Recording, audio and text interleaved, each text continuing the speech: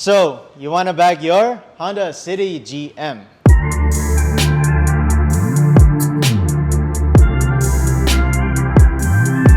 So as you can see, I'm not Kuya Kyle, but just want to introduce myself. I'm Lay.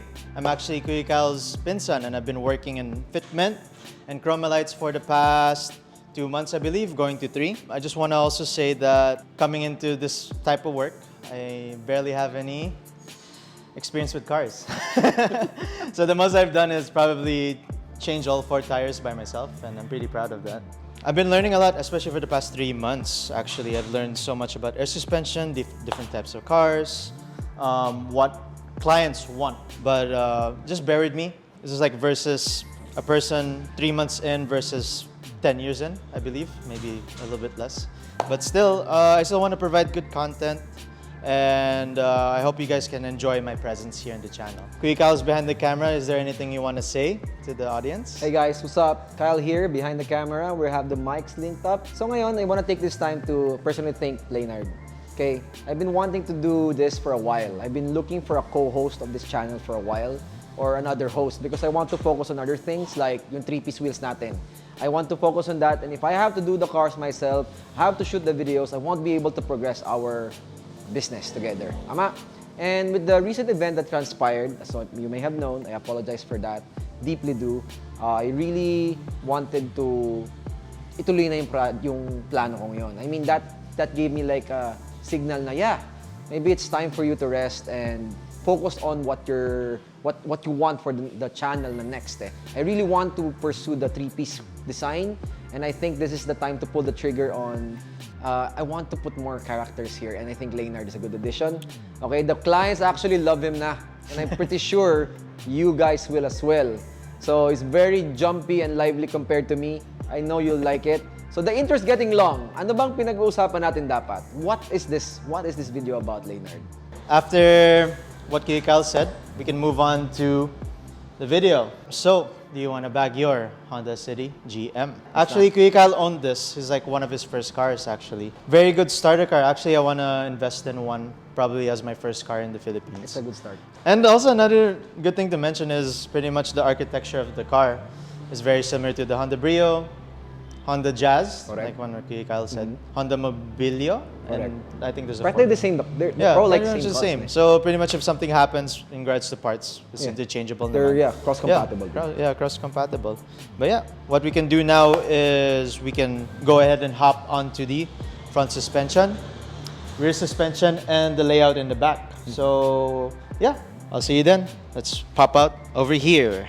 Hello and welcome guys to the front suspension of the Honda City GM. As you can see, it looks very similar to the Honda Brio video that we did last, maybe like 2 weeks ago. But yeah, to continue, as you can see, it's rocking BC coilovers, and it's a McPherson type strut design. From what Kuya Kyle told me before, whenever I watched him, pretty much McPherson type struts tend to rotate on an axis. Pretty much what we always have to look out for whenever we do these builds is the hose line. Kasi syempre, if it's rotating, it might get caught somewhere, especially down here, as you can see, right over here. So we always have to keep following the brake lines every time we work on these. And this is part of our final checking, so while I'm making this video, I could go ahead and double check the work of the guys. We can move on to the bags. So we're rocking semi-slims, and if you're wondering why it's named that way, you should ask Kuya Kyle, send him a message. Why? Why did he name it semi-slims? Well, it's way easier with that description. So if you see bellows, there's double bellow, triple bellows. It just makes more sense that way if he names it that. So what's the advantage of having these bags? As you can see right over here, there's so much space and clearance in the back. I really don't think, like, I can fit my whole arm in here and pretty much see anything hazardous. I don't think anything will poke in. Just to finalize everything, bags are good, a lot of clearance. Hose lines, nothing hazardous, following the brake line, BC coilovers, McPherson type strut design, rotates. What we can do now is move on to the back side and see what's up over there. Hello guys, welcome to the rear suspension of the Honda City GM. As you can see, it looks fairly similar from the Honda Brio video. First thing we can see, it's divorced. So pretty much shock absorbers right over here. Bags over here, very self-explanatory, diba? Problem with this is, compared to the Merid type, pretty much shock absorbers connected to the bag, so we don't really have to worry about where it has to go, diba? But now, because it's by itself, now there's something to worry about. Where do we put the bags, diba? So what type of bag are we using? We're using Super Slims. So what's good about this is we don't have to hammer into the torsion beam. That was a big problem before. Look at the amount of clearance. Pretty much I can fit my hand over here. I don't think it's gonna touch anything or burst the bag. Thank God for these. So the problem before is we have to use standard bags, which takes up a lot of space, a lot bigger, right? So pretty much whenever we had the standard sizes, we had either had to offset all the way to the back or hammer stuff in, and we don't want to do that because it might affect the structure of the car. That's the last thing we want to do. So pretty much I said everything that I need to say about this side. So what we can do now is move on to the system layout back in the trunk. So I'll see you there, guys. Bye. Hello guys, and welcome to the system layout of the Honda City GM. Sir Cedric, our client, the owner of this car, wanted the layout to be on top. What options do you guys have usually? You can have it on top, right over here on the wooden panel. You can have it up here on the roofing, or you can have it underneath on the spare tire. And pretty much Sir Cedric wanted the option to have a spare tire, especially for emergencies, diba? I really like this look. I prefer it right over here because, syempre, we want to show off, diba? And because it's not a hatchback, you won't hear it from the inside. What else we had to do? We had to custom make these wooden panels right over here. We did 4. 1, 2, 3, and 4 right over here. This is pretty much the layout, and we'll go ahead and check out how it looks whenever it's aired out and aired all the way down.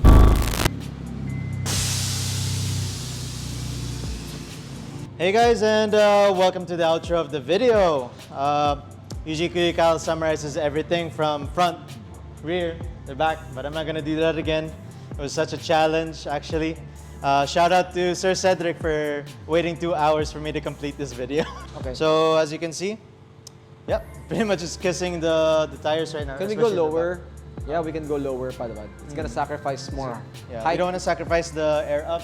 Yeah. Cedric, is this your first bag car? Oh, yeah, first bag car. We don't want him to get surprised. Overdo himself. Yeah. Then he has to go through humps, obstacles, and we want him to get over. Let's race the car. Yeah. Oh shit. Medyo malayo ako, boy. Sorry. Cameraman here. Sobrang layo namin. This is the workable height. Good. How's your test drive a while ago? Three fingers. Test drive was good. Really, I didn't really hear any sounds coming from the under chassis. Ride quality is very good, especially rocking the BC coilovers. All right. Yeah, so it's 14 in the front, 12 in the back, I believe. Damping? Yeah. Yeah, damping. Rate, yeah. It rides really good, honestly. 4? For my small fingers, 5. For the front? But yeah. Right over here, it's 3. Pretty good. Were you able to use it properly? Yeah, I was able. Yeah, I went through the railroads with like P3, and it's not even like maxed all the way up. Yeah. It's pretty good. He's the one test driving the cars now. He's the one doing the cars now. I will take care of your cars. Don't worry. Okay, coming from him na yan, ha? Let's drop the car for you guys. Yeah. Quite far, so medyo nadi-disconnect yung Bluetooth. Okay, dropping it. Look at that. You mentioned you want this car kanina, di ba? Yeah? I mean, you want start off. Yeah, I want to start off with this car mainly. So if anybody is selling it at a cheap price, just hit me up. They're quite affordable cars, actually. Yeah, it's very affordable. Good starter car as Good well. starter car. Okay. Probably Not gonna break your wallet. Not gonna break. In terms of gas. Right now, it will break my wallet. Yeah. Soon. Stance potential. Okay, coming from a guy that's not very well versed to the stance, how does it look for you? I mean, honestly, it looks sexy. Honestly, really? I love it, and I can't wait for Cedric to show it around. Said, what's the specs? Singit lang namin to kasi Leonard doesn't know the specs. What's the specs of this? 17 by 8.5 or? Okay, 17 by 8. So we have to pull. Actually, fender pull. Shout out to Val from Overtime. Coming all the way here from Cavite. Santa Rosa. Santa Rosa. Right. Still very far. Took him like 2 hours to get back last night. Sobrang rainy pa kagabi. Yeah. So they had to pull it because the wheels are really wide. So we can go lower pa. Pero sabi nga, di ba, it's gonna be difficult for him. As a starter stance ba, is this manageable for you? Yeah, actually. I mean, if you're gonna drive this car every day. If I could just air it up, go over through obstacles and then air it down whenever I have to show off. Yeah, hell yeah. And then eventually, whenever I get used to it, I want it to go lower. Is it a good stance car? Yes, it's a good stance. It's a good start, actually. It's a good starter car. It's a good stance car. You can track it, show it, daily car it, and it's a great platform to be using, right? Yes. So I'm assisting him on the outro because I want you guys to still listen to my voice. You're still here, guys. It's not just me. Anything else you want to say? Very hard video for me. It's my first time, but give it time. Honestly, probably give it maybe 3 Videos? Yeah, 4. I think you can. Just a little bit more time, and I'll get used to it. Hope you guys But- like this format. Trying to help him do the hosting. Yeah. I figured that it's going to be a bit of a challenge to directly turn over the hosting. Tama? It's challenging for you? A little bit, yeah, because I want to get to know your audience more. Correct. I can just pop in right over here and just, hey!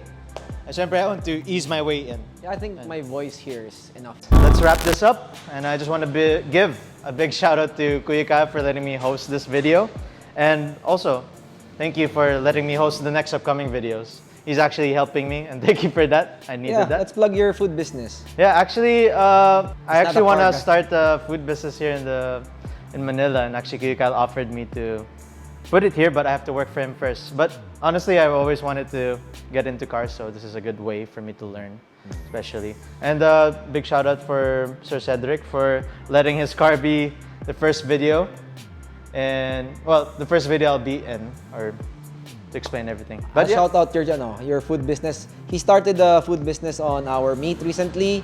Ito yung pictures nung pop-up stall niya. He's selling American comfort food. Yes. Correct? It's called Filet. Filet. What's your name? Lay. Oh, di ba? He made out of that actually. All right. So, yeah. You'll see him more on the vlogs. And then, of course, make your YouTube channel. Yes. And actually. follow him for his journey sa kanyang food business. Good luck on your endeavor here I'll in just Manila. put maybe a little small plug over here of my social media. I'll put it there. Okay, ako nang bahala. Give me the details. Yeah. So, yeah.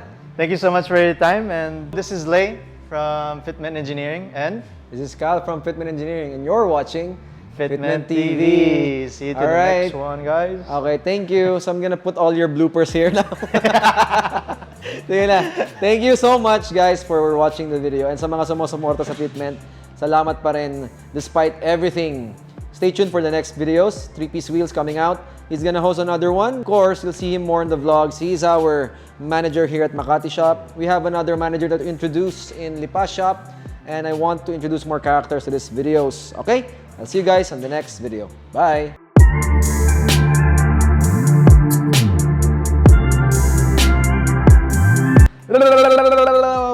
One more time. Go. Do you wanna bag your? So you wanna? I say wanna. Okay. So you wanna bag your Honda City GM? That sounds good. One more. So you wanna bag your Honda City GM? Yeah. So if I were to. So you wanna bag your Honda City GM?